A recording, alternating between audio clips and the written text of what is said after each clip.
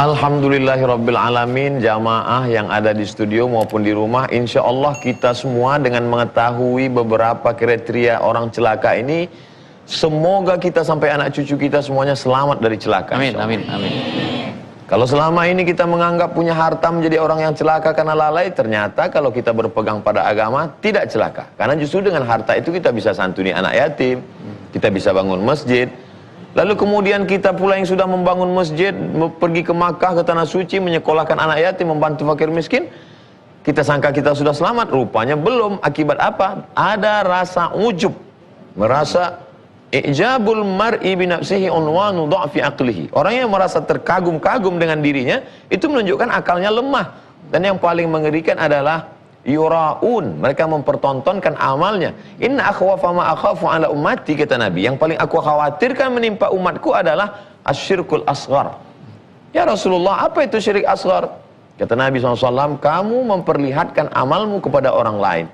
Alhamdulillah, dua ini sudah kita bahas. Kita akan bahas selanjutnya. Alhamdulillah, Ustaz Wijayanto, kita semua amat sangat menginginkan kira-kira apa lagi yang membuat kita selamat dari celaka. Apa kira-kira kriteria orang celaka berikutnya? Yang berikutnya ada dua godaan. Satu, godaan dari luar, eksternal, itu godaan iblis, setan. Yang kedua adalah godaan nafsu. Ada orang berilmu tapi sesat. Saya boleh tanya, yang rusak Indonesia ini orang pinter apa orang bodoh? Koruptor-koruptor yang sampai hari ini belum ketangkep, sampai ada sayembaranya itu orang pinter apa orang bodoh? Orang-orang yang mohon maaf, luar biasa lah, pokoknya tidak usah saya sebut, kerusakan-kerusakan di Indonesia ini oleh orang pinter, tetapi nggak benar. Afara'aita manita khodau ilahahu hawahu, Al-Jasiyah ayat 23, nanti boleh dicek di. Apakah kamu melihat, tidak pernah melihat ada orang yang dia sesat berdasarkan ilmunya? Ada ilmu tapi sesat. Karena pinter tidak cukup kalau dia tidak benar. Kenapa? Rasulullah mengatakan rongga kepala itu oke, tetapi rongga dada itu jauh lebih penting. Maka ketika bicara tentang ilmu, surat Mujadalah ayat 11 didasari dengan iman dulu, baru yarfa'il ladzina amanu minkum walladzina utul ilma darajah. Orang-orang yang ditinggikan derajatnya, dia ada ilmu tetapi dia harus ada imannya, iman dan ilmu. Orang pinter tidak cukup kalau tidak benar, maka pinter saya tidak karena nafsu.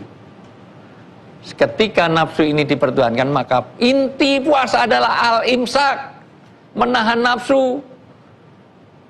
Justru kalau dengar imsak malah nafsunya nggak terkendali, imsak langsung makan lagi sebanyak-banyaknya.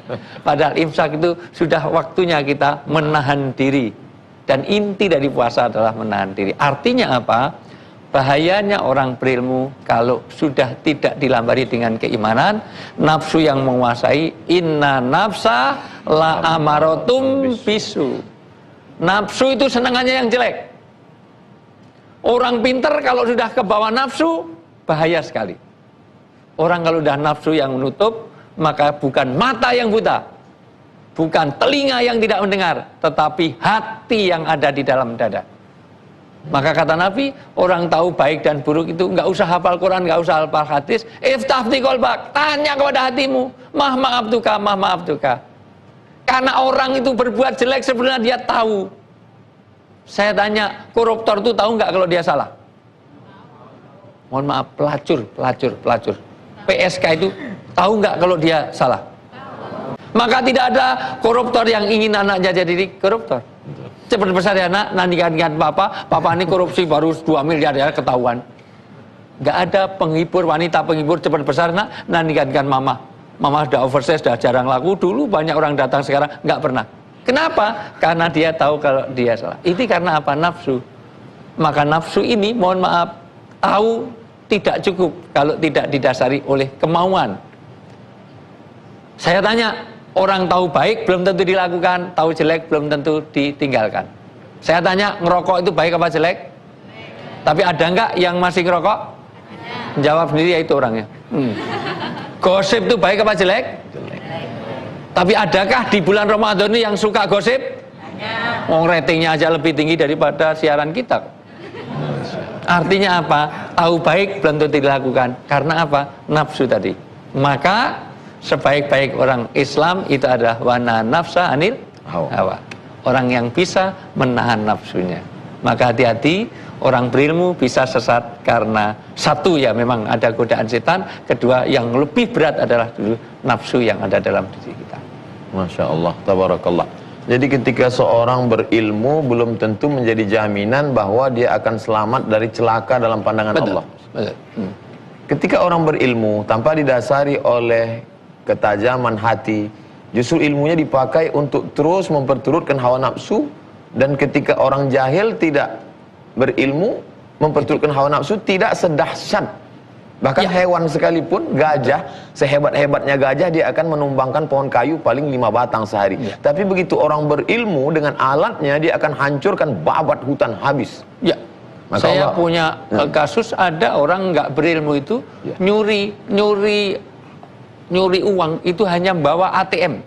Jadi box ATM itu dibawa, bongkarnya susah, dilas, akhirnya apa? Terbakar itu semuanya.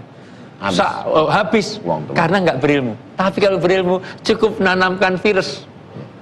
Nanamkan virus. Ada American Express itu pernah ketipu gara-gara apa? Sistem di komputernya itu setiap orang transaksi dia masuk $1 saja kepada orang itu bisa sehari berapa triliun dia dapatkan. Ini bahayanya orang berilmu. Maka orang berilmu kalau tidak dilandasi dengan pengendalian nafsu yang benar, tidak ada dasar agama, tidak ada ketaatan kepada Allah dan Rasulnya, bahayanya jauh lebih susah. Masya Allah. Mungkin ini juga yang tersirat dari doa yang diajarkan Nabi SAW. Allahumma inna na'udzubika min ilmin la yanfa'. Jauhkan kami dari ilmu yang tidak bermanfaat. Mungkin dulu ketika membaca hadis ini, yang terlintas di pikiran kita, apa ada ilmu yang tidak bermanfaat? Ternyata ilmu ketika dia canggih, hebat, hanya menjadi merusak, membuat kita lebih dalam kerak neraka jahanam. Mudah-mudahan kita diselamatkan sampai keturunan kita, sampai hari kiamat umat ini diselamatkan dari orang berilmu tapi jauh dari hidayah Allah Subhanahu wa taala. Ustaz Wijoyanto yang dimuliakan Allah Subhanahu wa taala, kaitan celaka karena tidak beragama, celaka karena tidak berpegang teguh kepada Quran dan Sunnah, celaka karena ilmunya dipakai untuk perbuatan dosa, kaitannya dengan rutinitas ritual kita dengan puasa ini. Iya. Makanya orang puasa bukan sekedar bicara tentang bagaimana ibadahnya saja, tetapi maksud saya ibadah harus dilandasi dengan ilmu juga, tetapi juga ilmu yang dikendalikan oleh oleh agama tadi, nafsunya tadi. Artinya apa?